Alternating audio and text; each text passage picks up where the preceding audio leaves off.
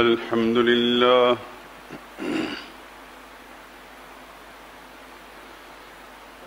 لله وكفى والسلام على عباده الذين اصطفى خصوصا على سيد الرسل وخاتم الأنبياء وعلى آله المجتبى وأصحابه الأتقياء. أما بعد فإن خير الحديث كتاب الله وخير الهدي هدي محمد صلى الله عليه وسلم وشر الأمور محدثاتها وكل محدثة بدعة وكل بدعة ضلالة وكل ضلالة في النار.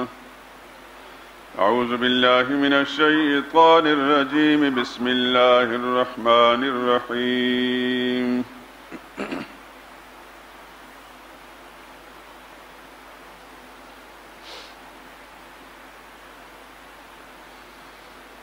يا أيها الذين آمنوا لا تدخلوا بيوت النبي إلا أن يؤذن لكم إلى طعام غير ناظرين إناه ولكن إذا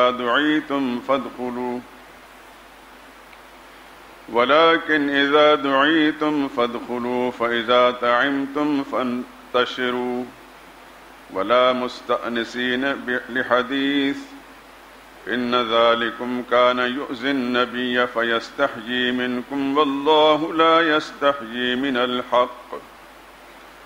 وإذا سألتموهن متاعا فاسألوهن من وراء حجاب ذلكم أطهر لقلوبكم وقلوبهن. وما كان لكم أن تؤذوا رسول الله ولا أن تنكحوا أزواجه من بعده أبدا إن ذلكم كان عند الله عظيما.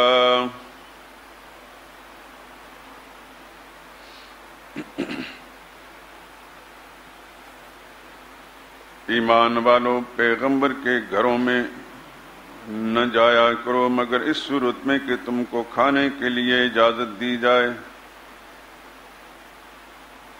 اور اس کے پکنے کا انتظار بھی نہ کرنا پڑے، لیکن جب تمہاری دعوت کی جائے تو جاؤ، لیکن جب کھانا کھا چکو تو چل دو اور باتوں میں جی لگا کر نہ بیٹھے رہا کرو۔ یہ بات پیغمبر کو ایذا دیتی تھی اور وہ تم سے شرم کرتے تھے اور کہتے نہیں تھے، لیکن اللہ سچی بات کہنے سے نہیں شرماتے۔ اور جب پیغمبر کی بیویوں سے کوئی سامان مانگو تو پردے کے باہر سے مانگو، یہ تمہارے اور ان کے دونوں کے دلوں کے لیے بہت پاکیزگی کی بات ہے۔ اور تمہارے شایان شان یہ نہیں کہ اللہ کے پیغمبر کو تکلیف دو، اور نہ یہ کہ ان کی بیویوں سے کبھی ان کے بعد نکاح کرو، بلا شبہ یہ اللہ کے نزدیک بہت بڑا گناہ ہے۔ سبحان ربک رب العزت عما یصفون وسلام علی المرسلین والحمد للہ رب العالمین۔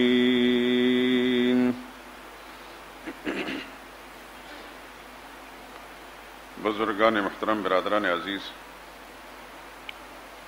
گزشتہ جمعے کے بیان میں اگرچہ میں نے یہ اعلان کیا تھا کہ خاندان نبوت خصوصاً اہل بیت یعنی ازواج رسول صلی اللہ علیہ وسلم کا تذکرہ موقوف کر رہا ہوں۔ اس سے پہلے جو بیانات ہوئے اس میں رسول اللہ علیہ وسلم کی 8 ازواج مطہرات کا تذکرہ آپ حضرات نے سنا ہے، 5 کا ذکر نہیں کیا گیا، اور بعض وجوہ کی بنا پر انہیں میں نے چھوڑ دیا، لیکن بعض احباب نے اس بات پر اصرار کی کہ بات کو مکمل کیا جائے، اور کچھ اور چیزیں میرے ذہن میں بھی ایسی آئیں کہ ان کا اسی ضمن میں ذکر کر دیا جائے تو بہتر ہوگا۔ اس لیے آج میں نے وہی سورہ احزاب جس کی آیت نمبر 6 اس سے پہلے کئی ہفتوں سے آپ خطبات جمعہ کے بیانات سے پہلے سنتے چلے آئے، اسی سورہ مبارکہ کی آیت نمبر 53 میں نے آج تلاوت کی ہے، جس میں بہت سے ایسے احکام جو ازواج مطہرات سے اور امت کے لوگوں سے متعلق ہیں بیان ہوئے ہیں۔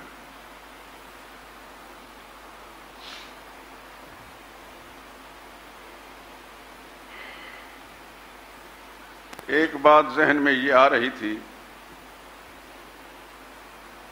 کہ امت کے لیے 4 نکاحوں سے زیادہ کسی کے لیے اجازت نہیں، لیکن پیغمبر نے 4 سے زیادہ تقریباً 13 ازواج مطہرات سے نکاح کیے۔ ایسا کیوں ہے؟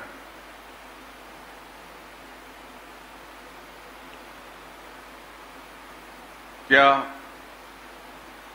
پیغمبر خدا صلی اللہ علیہ وسلم معاذ اللہ ثم معاذ اللہ وہ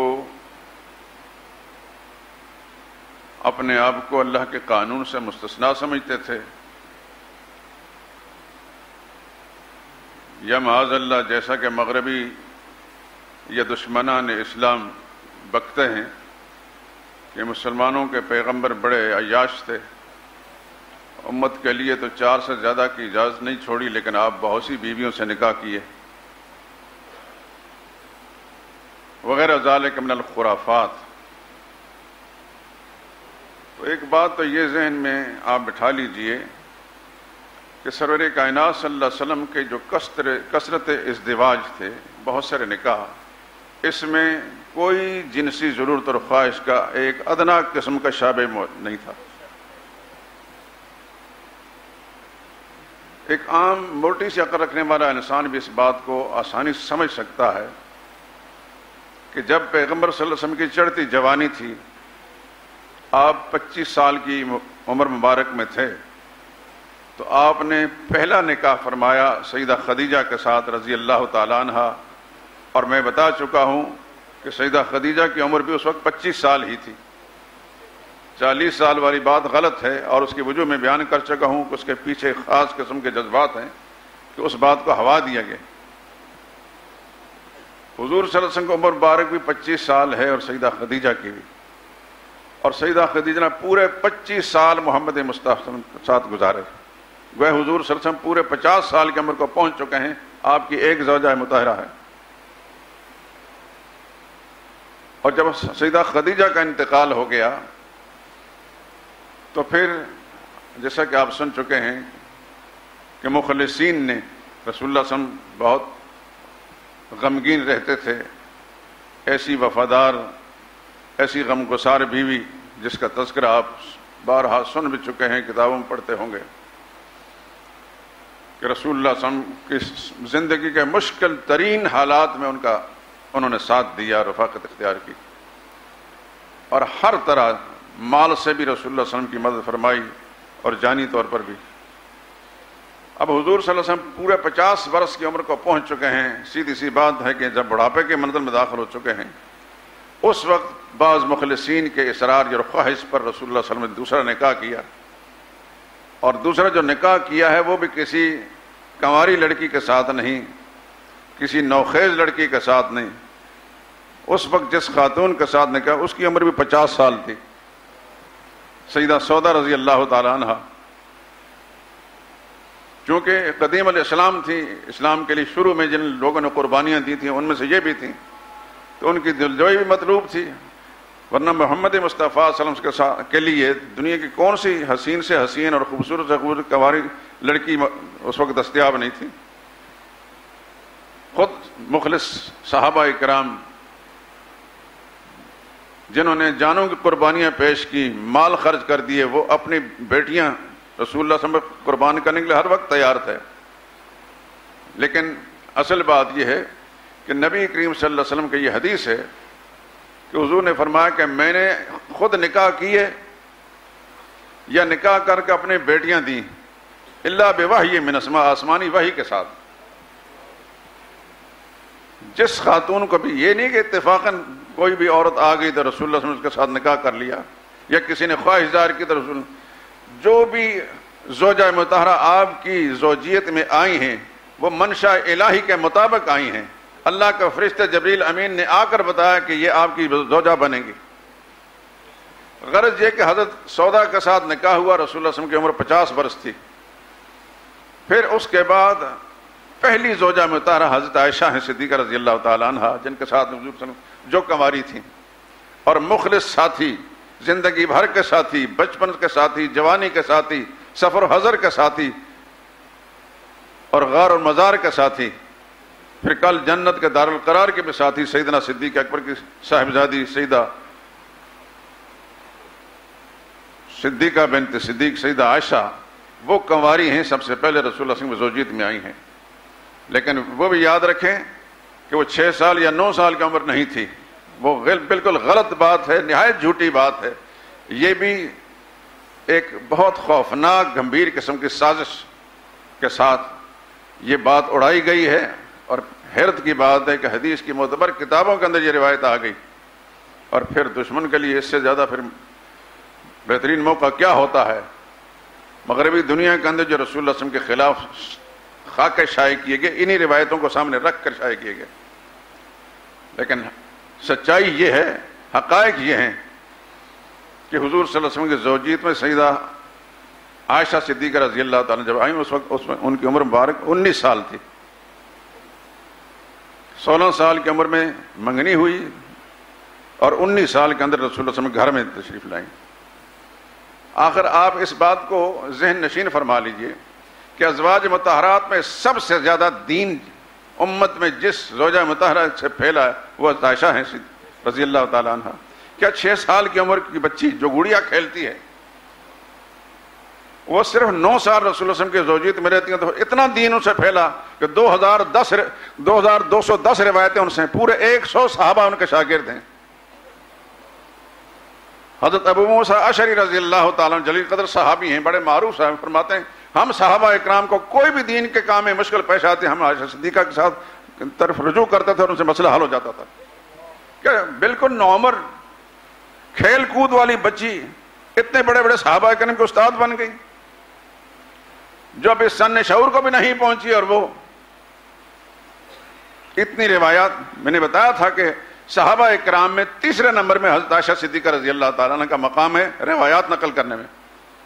پہلے نمبر پر حضرت ابو ہریرہ ہیں اور ان سے زیادہ روایات کا سبب یہ ہے کہ وہ ہر وقت رسول اللہ صلی اللہ علیہ وسلم کے پاس ہی بیٹھے رہتے تھے. اور دوسرے عبداللہ بن عمر ہیں رضی اللہ تعالیٰ. تیسرے نمبر حضرت عائشہ صدیقہ ہیں. باقی سب صحابہ کرام ان کے پیچھے ہیں روایات نقل کرنے میں. میں نے بتایا کہ 100 صحابہ ان کا شاگرد تھے اور بڑے بڑے چھان والے صحابہ کہتے ہیں کہ ہمیں جب بھی کوئی دین کا کام مشکل آیا تو ہم نے عائشہ صدیقہ سے رجوع کیا اور انہوں نے مسئلہ حل کر دیا. تو وہ بھی 50 سال کی عمر کے بعد، یہ عیاشی کا زمانہ نہیں ہے. جس آدمی کو اللہ نے عقل دی ہے وہ سمجھتا ہے کہ 50 سال کی عمر میں جب انسان پہنچ جاتا ہے تو پھر اس میں عیاشی کا دور نہیں ہوتا، وہ بڑھاپے کی منزل میں ہوتا ہے.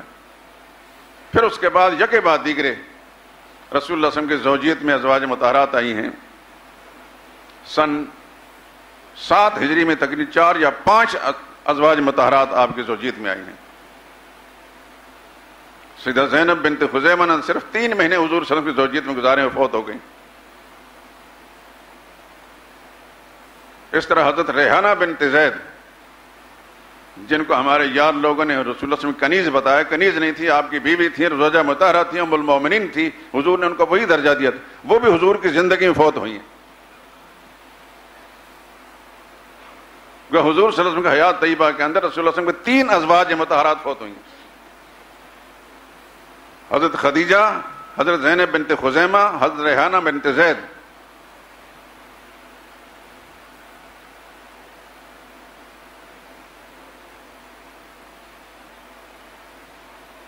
میں نے بتایا تھا کہ 8 ازواج مطہرات کا تذکرہ آپ کے سامنے ہو چکا ہے. ہمارے مسلمانوں کی اکثریت کا حال یہ ہے کہ حضور صلی اللہ علیہ وسلم کی 1 یا 2 ازواج مطہرات کے ناموں کے سوا نام بھی نہیں یاد. میں جو قرآن کریم کی ایک آیت بار بار پڑھتا رہا، آیت نمبر 6 سورہ احزاب کی، النبی اولیٰ بالمؤمنین من انفسہم، کہ نبی کی ذات خود مسلمانوں کی اپنی جانوں سے زیادہ ان کے قریب ہے۔ مطلب یہ ہے کہ مسلمانوں کو اپنی جان کا اتنا پتہ نہیں ہونا چاہیے جتنا کہ رسول اللہ صلی اللہ علیہ وسلم کی ذات کا پتہ ہونا چاہیے۔ تو حضور کی ذات کا پتہ کا مطلب یہ ہے کہ حضور صلی اللہ علیہ وسلم کے خاندان سے متعلق پوری معلومات ہونا چاہیے، اور جن لوگوں کو اپنے نبی کا شجرہ نسب معلوم نہیں، نبی کا سیرت معلوم نہیں، نبی کریم صلی اللہ علیہ وسلم کی زندگی کے حالات معلوم نہیں، ان کا کیا ایمان ہے؟ افسوس یہ کہ رسول اللہ صلی اللہ علیہ وسلم کے فضائل و مناقب پر تو بڑے بڑے جلسے ہو جاتے ہیں کہ حضور کے بال مبارک ایسے تھے، رسول اللہ کے زلفیں ایسی تھیں، آپ کی آنکھیں مبارک ایسی تھیں، یہ تھا وہ تھا۔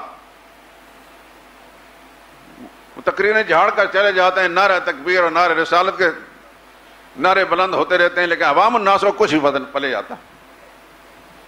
اگر جم کر صحیح طریقے سے باقاعدہ ایک موضوع اور مضمون بنا کر رسول اللہ صلی اللہ علیہ وسلم خاندان کا تذکرہ کیا جائے تو ہر مسلمان کو اپنے نبی کی صحیح پہچان ہوگی، رسول اللہ صلی اللہ علیہ وسلم کی سیرت اور آپ کے حیات طیبہ سے پوری معلومات ہوگی، اور کسی بھی مسلمان کا سامنے کوئی غیر آدمی نبی کی شان میں کوئی گستاخی کرے یا کوئی غلط بات کہے تو اس کے جواب دینے کے قابل ہو۔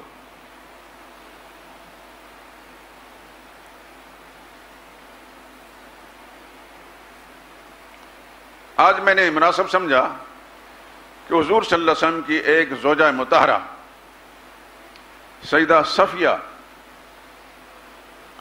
جو یہودی خاندان سے تھیں ان کا تذکرہ کر دوں۔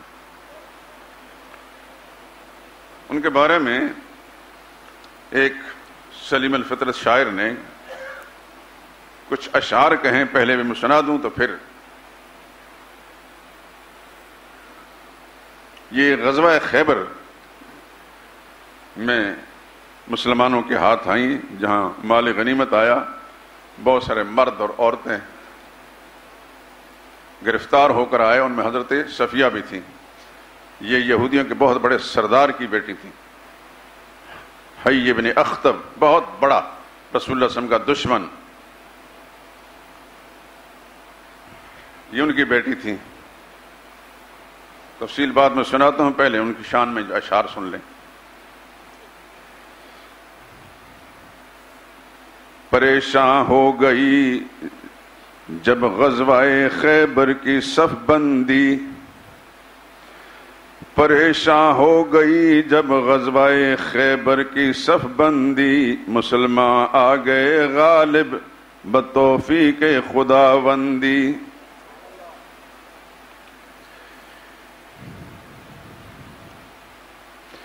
ایک ایک قلعہ پر قبضہ ہو گیا جب حق شعاروں کا، تکبر مل گیا مٹی میں جب تلبیس کاروں کا، بمقدار گراں اموال حق کوشوں کے ہاتھ آئے، کئی قیدی بھی ازراہ غنیمت جن کے ساتھ آئے۔ قریظہ کی رئیسہ، یہ حضرت صفیہ کا تذکرہ ہے، قریظہ کی رئیسہ خاص عزت جس کو حاصل تھی، خدا کی شان ان جنگی گرفتاروں میں شامل تھی۔ رسول اللہ نے چاہا کہ اس خاتون قیدی کو کنیزی میں عطا کر دیں کسی غازی صحابی کو۔ صحابہ نے کہا یہ دختر سردار خیبر ہے، حضور اس سے اگر خود ہی عقد فرمائیں تو بہتر ہے۔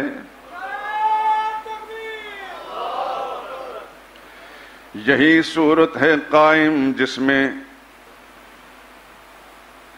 سہتا ہے وقار، یہی صورت ہے قائم جس میں رہتا ہے وقار ان کا، اثر اس کے قبیلے پر پڑے گا خوشگوار اس کا۔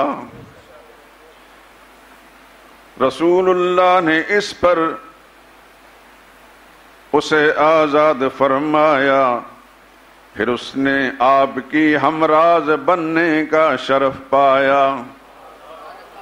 یہ ام المومنین یعنی حرم سرکار بطحا کی نشانی خاندان حضرت ہارون موسیٰ کی، کیونکہ یہودیوں نسل تھی حضرت موسیٰ اور حضرت ہارون کے اولاد میں سے تھی.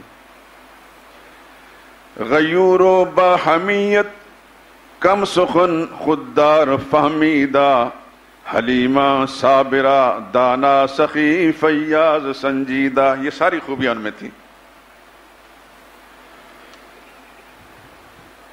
وہ جس نے دل کو حب ما سوا سے کر دیا خالی، رسول دو جہاں نے جس پہ رحمت کی ابا ڈالی. وہاں سے جب قیدی آئے تو حضور صلی اللہ علیہ وسلم اپنی چادر مبارک دے کر ان کو اونٹ پر سوار کر کے، عام قیدیوں کی طرح نہیں لایا گیا، ان کو بڑے اعزاز کے ساتھ لایا گیا. اس شہر میں اس کی طرف اشارہ ہے. وہ جس نے دل کو حب ما سوا سے کر دیا خالی، رسول دو جہاں نے جس پہ رحمت کی ابا ڈالی. جسے توقیر و عظمت کی سند بخشی ہے قرآن، ازواجہ امہاتہم. جسے توقیر و عظمت کی سند بخشی ہے قرآن، سمجھ کر فرض عزت کی ہے جس کی اہل ایمان. وہ اہل بیت جس پر ناز فرماتی ہے معصومی، وہ جس کی شان میں کسر ادب جنت سے محرومی. محبت والہانہ تھی رسول پاک سے جس کو، سلام آتے تھے اکثر ہدیتاً افلاک سے جس کو. سلام اس پر در جنت کھلا ہے جس کی تربت میں رہے گی جو تا ابد سایہ دامان رحمت میں.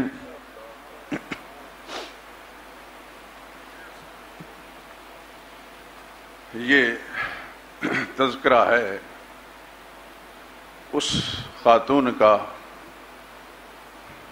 جو یہودی سردار کی بیٹی تھیں، جو غزوہ خیبر میں مسلمانوں کو اللہ نے فتح عطا فرمائی تو بہت سا مال غنیمت بھی مسلمانوں کے ہاتھ آیا اور بہت سے مرد اور عورتیں گرفتار ہو کر مسلمانوں کے قبضے میں آئیں. آپ حضرات جانتے ہیں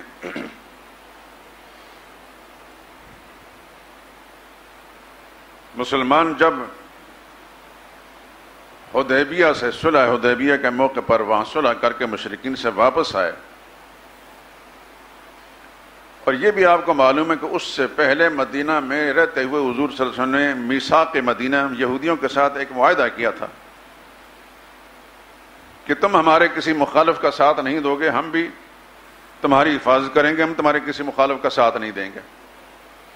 لیکن یہودی وہ قوم ہے دنیا میں اس وقت بھی اور آج بھی کہ جس کی جبلت میں، جس کی سرشت میں، جس کے خمیر میں، جس کی فطرت میں سازش موجود ہے. مولانا ابوالکلام آزاد کی یہ بات ہم نے کسی سے سنی ہے. وہ فرمایا کرتے تھے کہ سمندر کے اندر دو مچھلیاں لڑ رہی ہوں، میں سمجھوں گا کہ وہاں بھی یہودی سازش کام کر گئی. جہاں جہاں مسلمانوں میں انتشار ہے، افتراق ہے، باہم دست و گریباں ہیں، پہلے ہوں یا آج ہوں، اس کے پیچھے یہودی سازش ہے.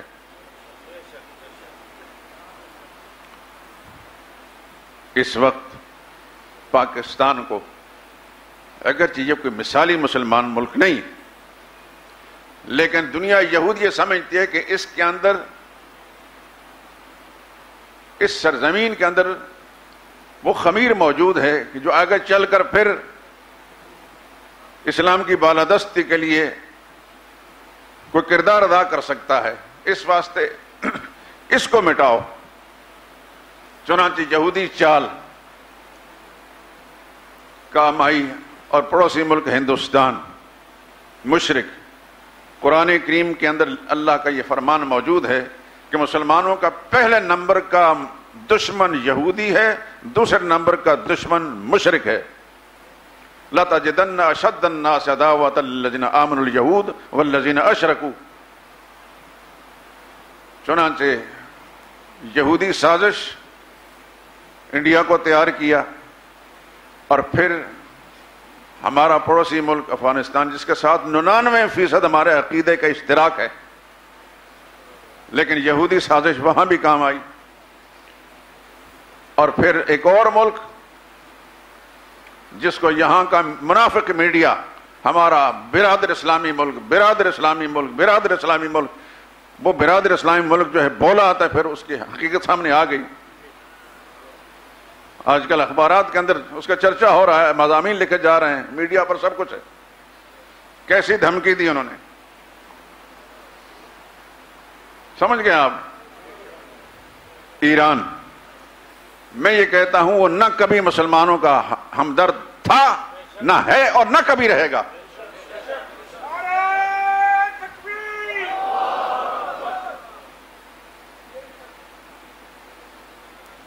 وہ بھی سامنے آ گیا، یعنی گھیر لیا چاروں طرف سے. تو یہودی کی فطرت میں مسلمان کے خلاف سازش ہے.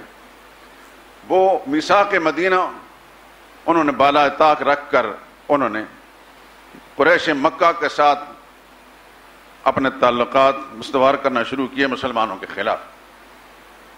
اب ظاہر بات ہے کہ جن مسلمانوں کے خلاف یہ باتیں ہو رہی تھیں ان مسلمانوں میں اللہ کے پیغمبر بھی تھے جن پر کوئی چیز مخفی نہیں رہ سکتی تھی.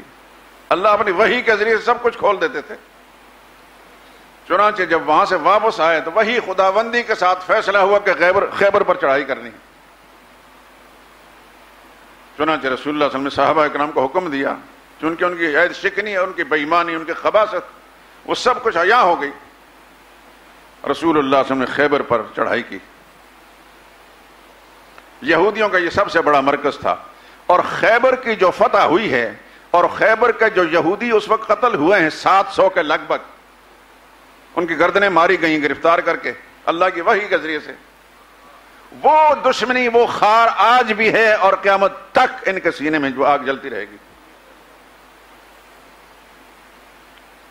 اس بات کو کبھی مت بھولیے. یہودیوں کا یہ بڑا مرکز تھا، بڑا محفوظ مرکز تھا. اس میں کئی قلعے تھے، بڑے مشہور قلعے، ان کے 10. اور قلعہ حفاظت کے لیے ہوتا ہے. محاصرہ تو ہو گیا، لیکن یہودی اس قلعے میں قلعہ بند ہو گئے، اور ان کے پاس کھانے پینے کا وافر سامان موجود تھا، اسلحہ بھی موجود تھا، تحفظ کا سارا سامان موجود تھا. لیکن منشا الہی یہ تھا کہ اس نے اب فتح ہونا ہی ہونا ہے. آپ نے کتاب میں پڑھا ہوگا، سنتے تو رہتے ہیں، ہمارے مولوی گلے پھاڑ پھاڑ کر بہت سی باتیں کرتے ہیں، بد نصیب ہوتے ہوئے خبر ہیں.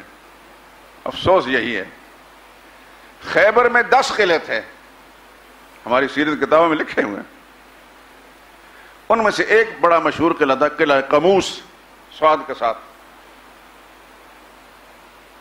وہ فتح نہیں ہو رہا تھا.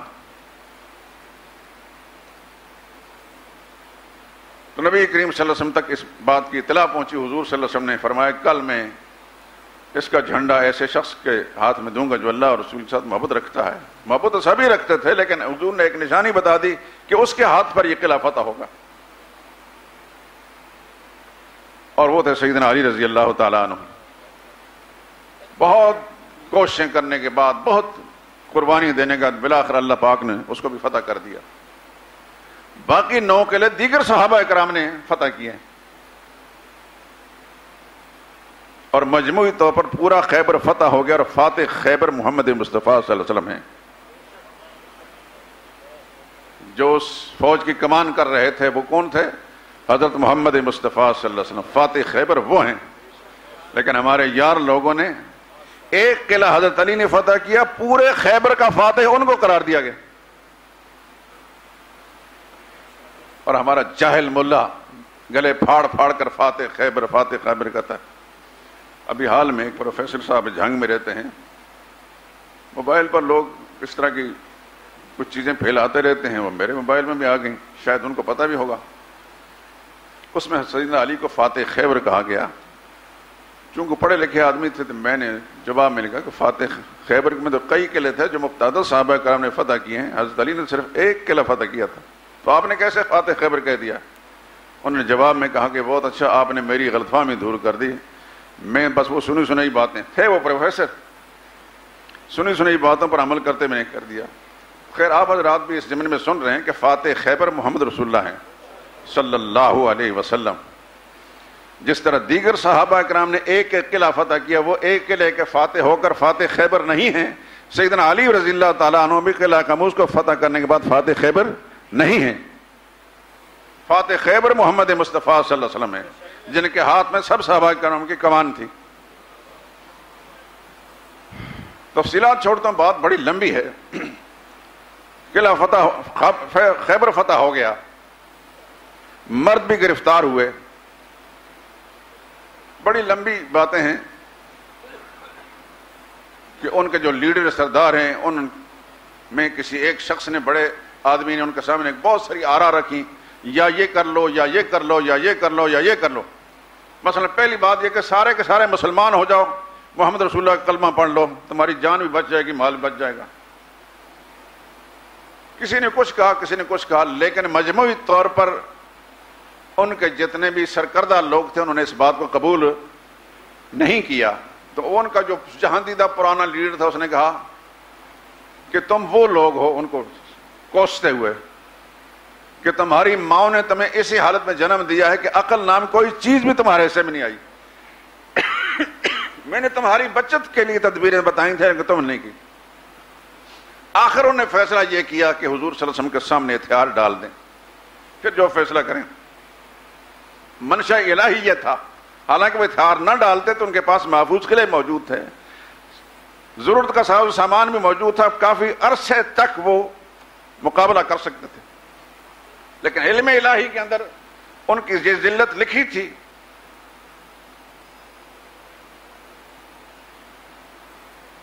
جب ہتھیار ڈال دیا انہوں نے اور وہ ساری چیزیں مسلمانوں کے قبضے میں آ گئیں، تو پھر جو مرد تھے ان کو گرفتار کر لیا گیا۔ ان سے پوچھا تمہارے بارے میں کیا فیصلہ کیا؟ انہوں نے کہا جی مسلمانوں کا ایک بڑا لیڈر حضرت سعد بن معاذ، ان پر انہیں بڑا اعتماد تھا، وہ ہمارے بارے میں جو فیصلہ کریں گے ہمیں قبول ہے۔ حضور نے فرمایا بالکل درست ہے۔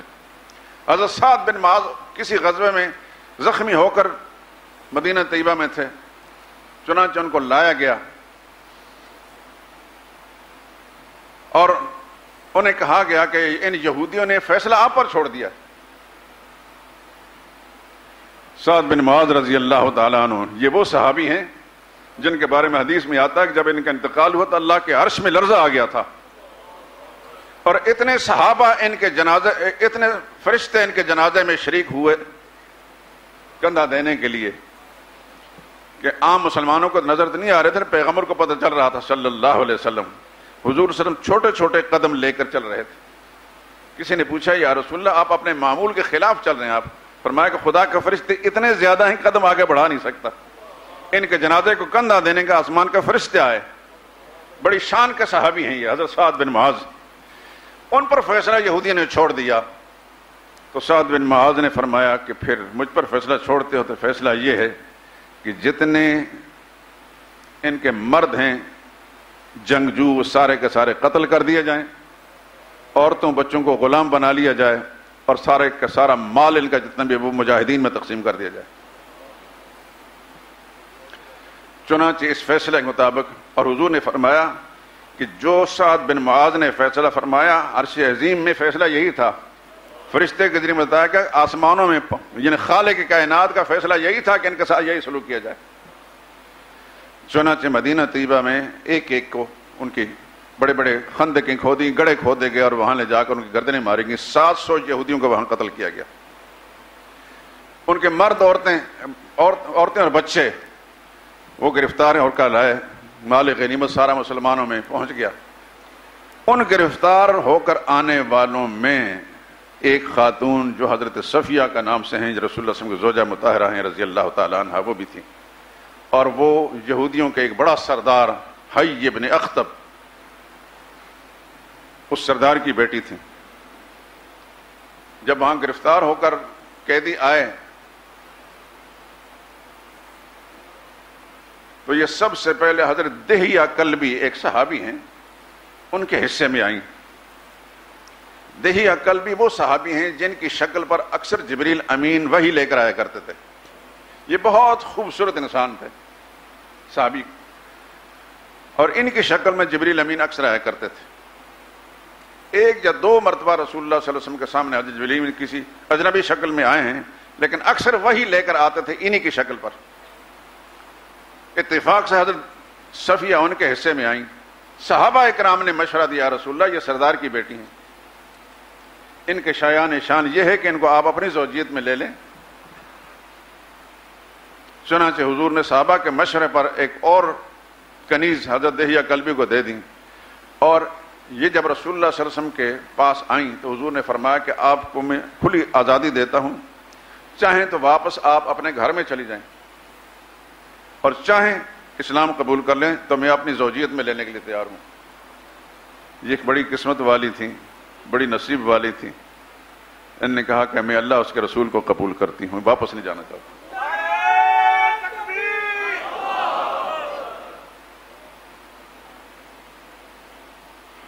چنانچہ رسول اللہ صلی اللہ علیہ وسلم نے ان سے آزاد کر دیا، کیونکہ غلام ہو کر آئے تھے، آزاد کر دیا، اور پھر رسول اللہ صلی اللہ علیہ وسلم نے ان کی خواہش پر ان کے ساتھ اور صحابہ کے مشورے پر ان کے ساتھ نکاح کر لیا۔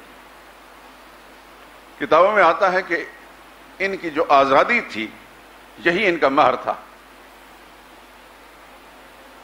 عام ازواج مطہرات کے جو مہر ہیں وہ 400 درہم سے کم نہیں، سوائے حضرت ام حبیبہ کے کہ ان کے 4000 دینار تھے، لیکن وہ رسول اللہ نے ادا نہیں کیے تھے، وہ نجاشی شاہ حبشہ نے جا، کیونکہ وہاں رسول اللہ صلی اللہ علیہ وسلم کے ساتھ ان کا نکاح ہوا تھا۔ باقی ازواج مطہرات سب کی سب 400 درہم سے زیادہ کسی کا مہر نہیں تھا، لیکن حضرت صفیہ کا جو مہر ہے وہ ان کی آزادی۔ اور کتاب میں لکھا ہے کہ 3 دن ان کا ولیمہ ہوتا رہا۔ ولیمہ بڑا عجیب تھا، جس میں گوشت اور روٹی نہیں تھی۔ حضور نے ایک صحابی کو حکم دیا، حضرت انس کو غالباً، کہ اعلان کر دو کہ جس جس مسلمان کے پاس جو کچھ ہے لے آئے۔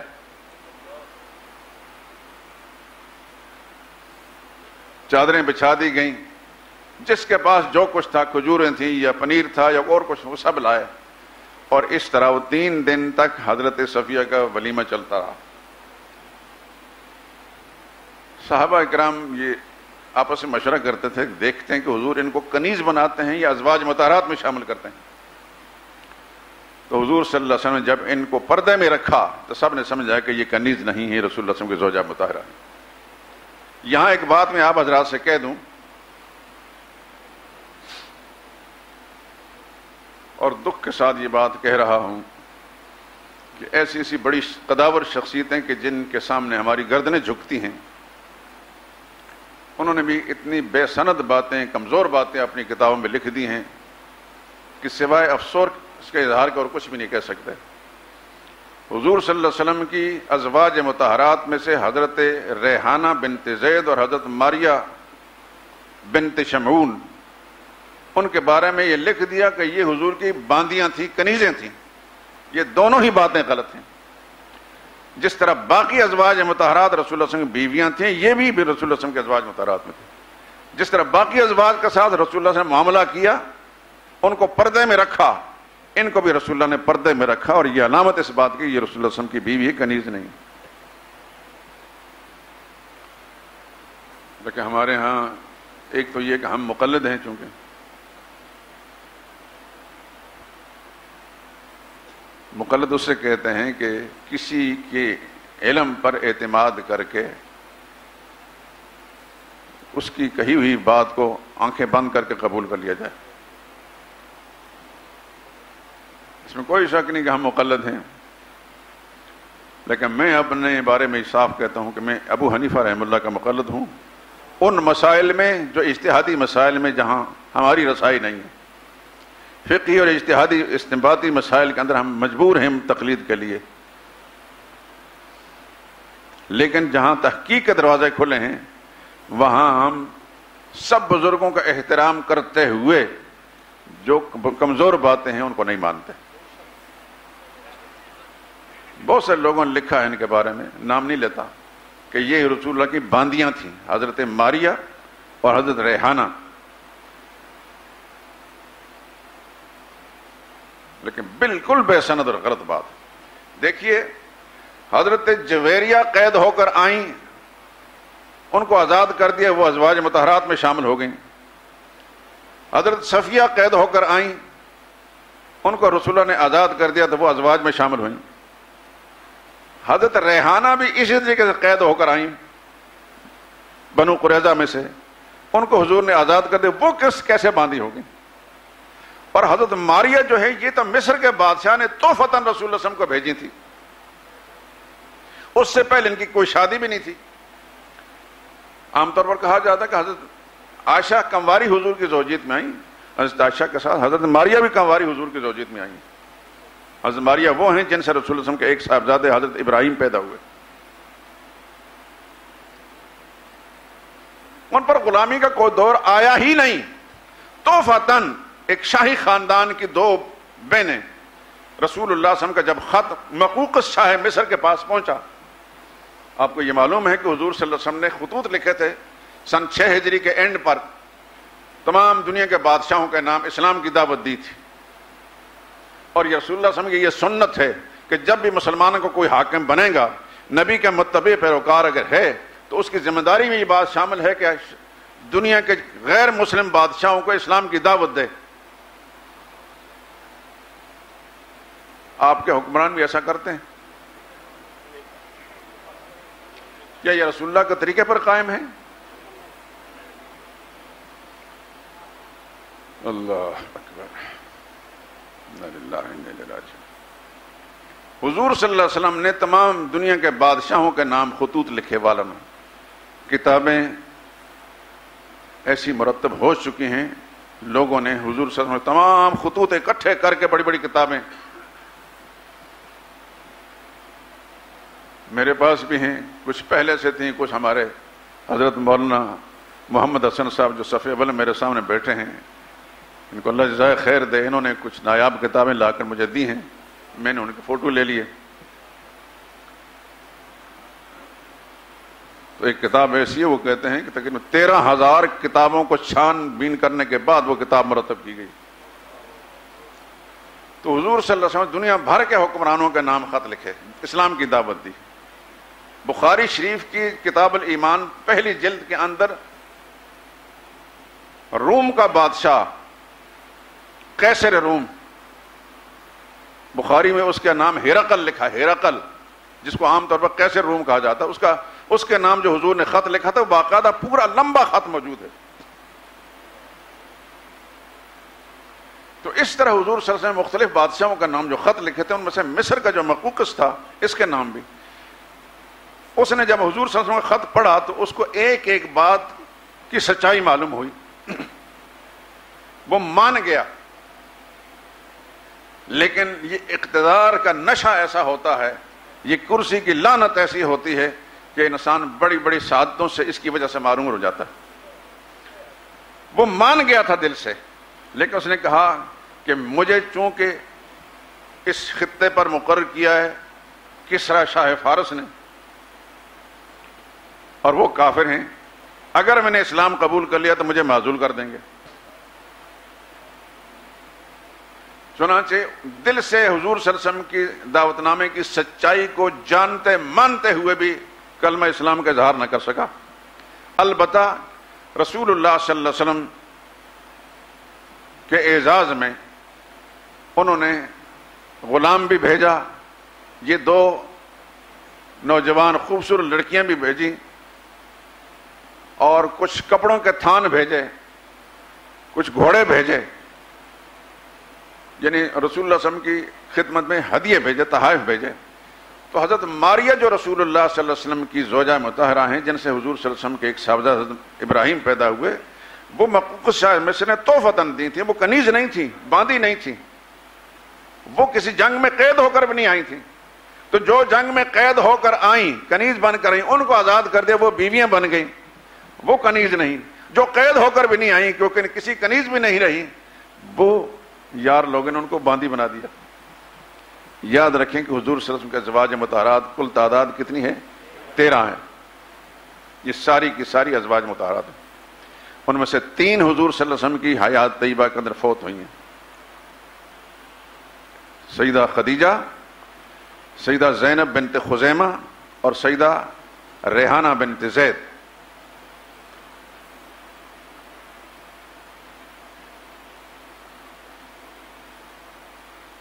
اور حضور صلی اللہ علیہ وسلم نے جب وصال فرمایا ہے تو 10 رسول اللہ صلی اللہ علیہ وسلم کے وصال کے بعد اس دنیا میں تھیں، اور یکے بعد دیگرے پھر ان کے انتقال ہوتے رہے. تو حضرت صفیہ کی بات کر رہا تھا. یہ ایک بڑے یہودی سردار کی بیٹی تھی اور حسن و جمال کا پیکر تھی. ہماری سیرت کی کتاب میں لکھا ہے کہ قد ذرا چھوٹا تھا لیکن حسن ان کے چہرے سے شعلے نکلتے تھے. جب یہ مدینہ طیبہ پہنچی تو انصار کی ساری عورتیں اکٹھی ہو کر آئیں ان کو دیکھنے کے لیے. ان کے حسن کا چرچا اتنا تھا. وہ قد چھوٹا ہونے کی وجہ سے ایک دفعہ سیدہ عائشہ صدیقہ رضی اللہ تعالیٰ عنہا کی زبان سے ان کے بارے میں کچھ ایسا جملہ نکلا قد کے اعتبار سے. تو حضور نے فرمایا، حدیث میں آتا ہے کہ تم نے ایسی بات زبان سے نکالی ہے کہ اگر اس کو سمندر میں ڈال دیا جائے سارا سمندر گدلا ہو جائے گا. انہوں نے پھر اللہ سے معافی مانگی، مجھے ایسا نہیں کہنا چاہیے تھا. اگر عائشہ صدیقہ جیسی عظیم جس کی پاکدامنی میں آسمان سے وحی نازل ہوتی ہے، جس کو جبریل امین سلام کہتے ہیں، اس کی زبان سے بھی اگر ایسی بات نکل جائے تو اتنا بڑا جرم ہو کہ حضور فرمایا کہ سمندر میں ڈال دی جائے سمندر بدمزہ ہو جائے گا. تو ہمارے لیے کہ گنجائش ہے کہ ہم کسی کا قد چھوٹا تو اس کو ٹھکنا کہہ دیں، یا کوئی بھی اس کے اندر جسمانی اور خلقی عیب ہو تو اس پر ہم کہہ دیں. یہ بہت بڑا جرم ہے میرے دوستو. ازواج مطہرات رسول اللہ کے گھرانے کے حوالے سے یہ ساری ہدایتیں ہمارے لیے. کبھی اپنی زبان سے کوئی ایسا جملہ نہیں نکالنا چاہیے. ہر انسان جیسا بھی ہے میرے اللہ کی تخلیق ہے.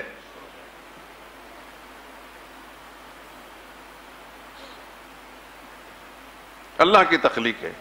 حضرت ماریہ کے بارے میں آتے ہیں کہ یہ اتنی حسین تھیں، گورے رنگ کی، عیسائی خاندان سے تھیں اور اس سرخ بال ان کے.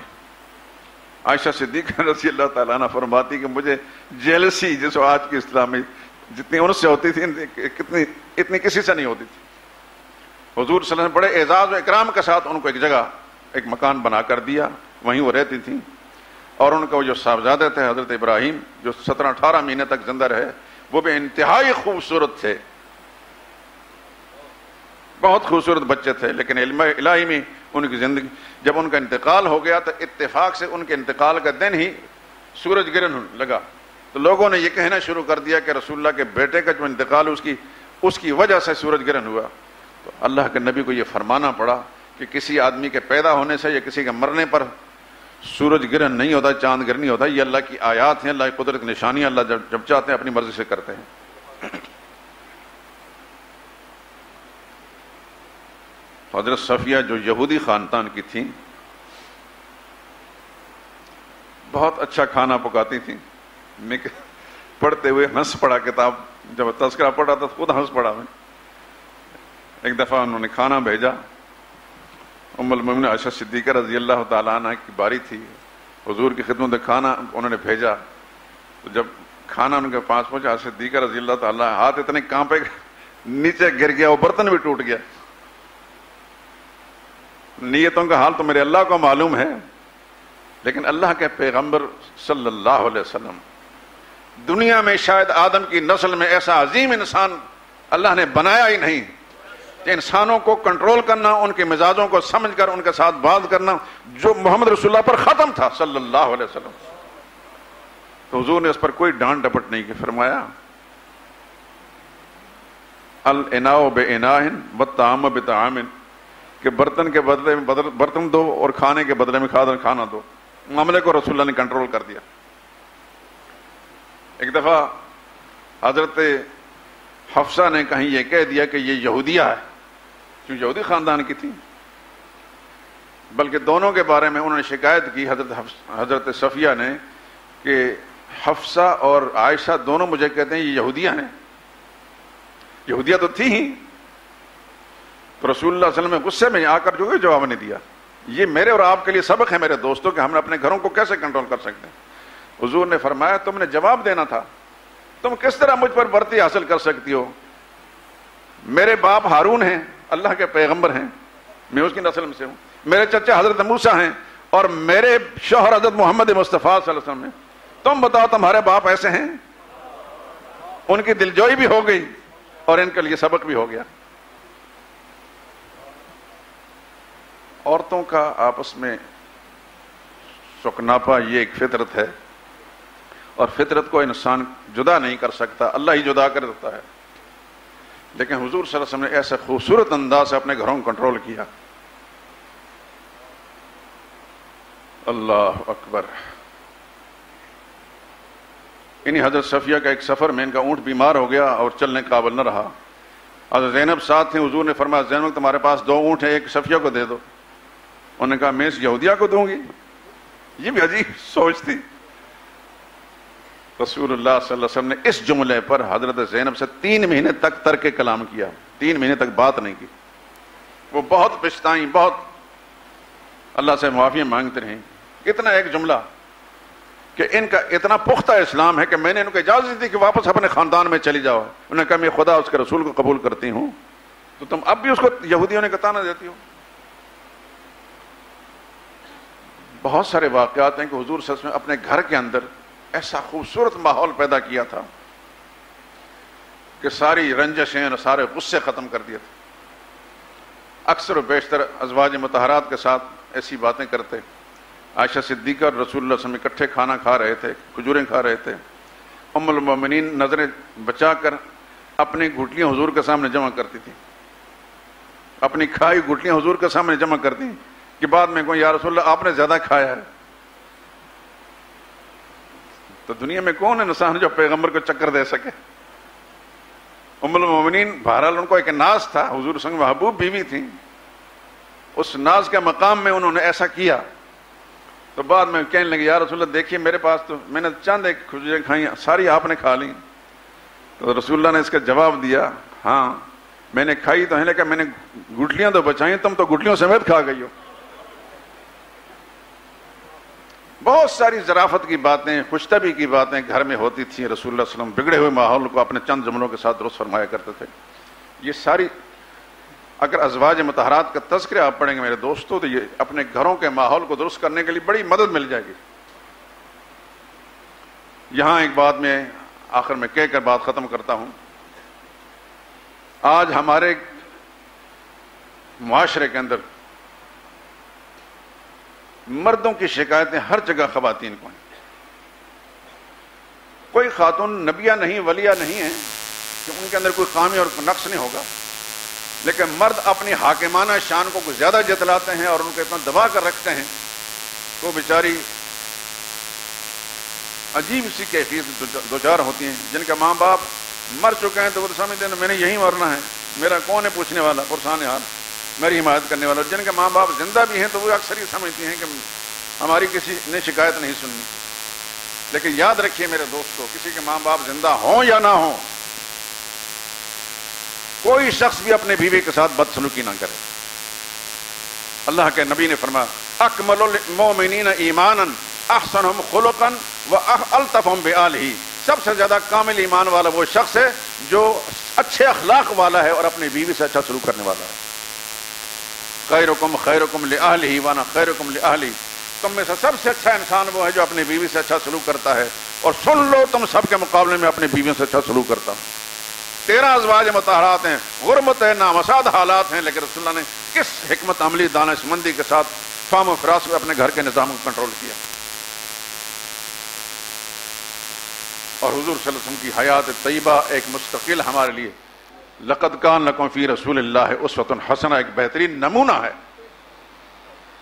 ازواج مطہرات کا تذکرے بطور کہانی نہیں سنائے جاتے میرے دوستو، اس لیے سنائے جاتے ہیں کہ ہم بھی اسے سبق حاصل کریں۔ بہت سارے لوگ یہ نہیں سمجھتے، شاید ہمیں بالادستی حاصل ہو چکی ہے، ہم مرد ہیں، الرجال قوامون علی النساء کی آیت ان کے سامنے ہوتی ہے، مرد ہیں، تمہیں قوام اللہ نے ضرور بنایا ہے، تمہیں حاکمیت اللہ نے ضرور دی ہے، لیکن حاکمیت برائے ظلم نہیں ہے، عدل و انصاف۔ رسول اللہ صلی اللہ علیہ وسلم کی زوجہ مطہرہ ایک نہیں کئی نے فرمایا کہ پورا ہفتہ ایسا نبی کے گھرانے پر نہیں گزرا کہ پورا ہفتہ چولہا جلتا رہا، حالانکہ ان میں سے بعض اجبات میں بڑے بڑے امیر گھرانوں کے آئی تھیں، لیکن وہ خدا اور اس رسول کو انہوں نے ترجیح دے دی۔ فاقے گزرے ہیں، لیکن فاقوں کے اندر بھی نبی نے ایسا خوبصورت انداز اختیار کیا کہ کسی زوجہ مطہرہ کو رسول اللہ سے شکایت نہیں ہوئی۔ آج ہماری ایک بیویاں جو ہیں، ایک بیوی وہ بھی راضی نہیں ہوتی، ہم سمجھتے ہیں کہ ہم مرد بن چکے ہیں، بس ہم جس طرح چاہیں ان کو گالیاں بکیں، ماں بہن کی گالیاں دیں، جس طرح چاہیں ان کو ذلیل و خوار کریں۔ نہیں بھائی، نہیں، اجازت نہیں دی۔ اگر ہمارا ہاتھ ان کے اوپر ہے، ہمارے اوپر بھی کسی کا ہاتھ ہے، یہ ہمیشہ ذہن میں رہنا چاہیے کہ دستے سے بال آئے دستے تو ہم۔ ایک فارسی کی شاعر نے کہا ہے، اپنے کمزوروں پر دست اندازی نہ کرو، ظلم نہ کرو کہ تمہارے ہاتھ کے اوپر کسی اور کا ہاتھ بھی ہے۔ تو رسول اللہ صلی اللہ علیہ وسلم کے ازواج مطہرات کے تذکروں سے ہمیں یہ سبق ملتا ہے کہ اپنے گھر کے ماحول کو ہم چاہیں تو کنٹرول کر سکتے ہیں۔ ہر وقت ابلیس ہمارے دماغ پر سوار ہوتا ہے اور ہماری زبانوں پر وہی چلتا رہتا ہے، گالیاں بکنا، برا بھلا کہنا، تحقیر، تذلیل، یہ بہت غلط بات ہے۔ جنت کا نمونہ بن سکتا ہے گھر، مرد اگر ذرا سی اللہ کی دی ہوئی عقل کو صحیح طریقے سے استعمال کرے۔ غصے کے مقتضا پر عمل کرنا یہ کمال نہیں ہے، غصہ آئے اور اس کو کنٹرول کرنا یہ ہے کمال۔ اللہ سے دعا کرتے ہیں کہ اللہ پاک اپنی رحمت کے ساتھ اس کہنے سننے کو قبول فرما لے۔ سبحانک اللہم و بحمدک لا الہ الا انت۔ نمازیں نہیں پڑھتے، لیکن 6 ماہ بعد عمرہ پر چلے جاتے ہیں اور کہتے ہیں کہ ہم نے وہاں پر نمازیں پڑھ لی ہیں۔ یہ بھی در حقیقت ابلیس کا ایک وسوسہ ہوتا ہے۔ نماز اللہ کا فریضہ ہے بھائی، کسی کے لیے معاف نہیں ہے۔ اللہ کے نبی نے فرمایا من فاتت الصلاۃ فکانما وتر اہلہ مالہ، جس کی ایک نماز بھی ضائع ہو گئی گویا اس کا سارا گھر بار اجڑ گیا۔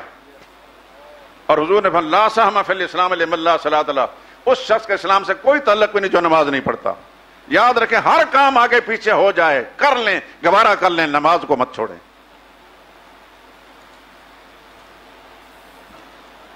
کیا شب برات کا واقعی کوئی وجود ہے؟ میرے دوستوں، حدیث کی کتابوں میں بہت ساری روایتیں ہیں، کوئی ایک روایت صحیح نہیں، پہلے میں آپ کو بتا چکا ہوں۔ قرآن میں تو اس کا کوئی تذکرہ بھی نہیں، حدیث کی کتابوں میں اس نام سے روایتیں بہت ساری موجود ہیں، لیکن سب غیر لوگوں کی گھڑی ہوئی روایتیں ہیں۔ جس نے بھی گہرائی سے اس پر جائزہ لیا ایک ایک روایت کا، ساری روایتیں جو موضوع اور غلط ہیں۔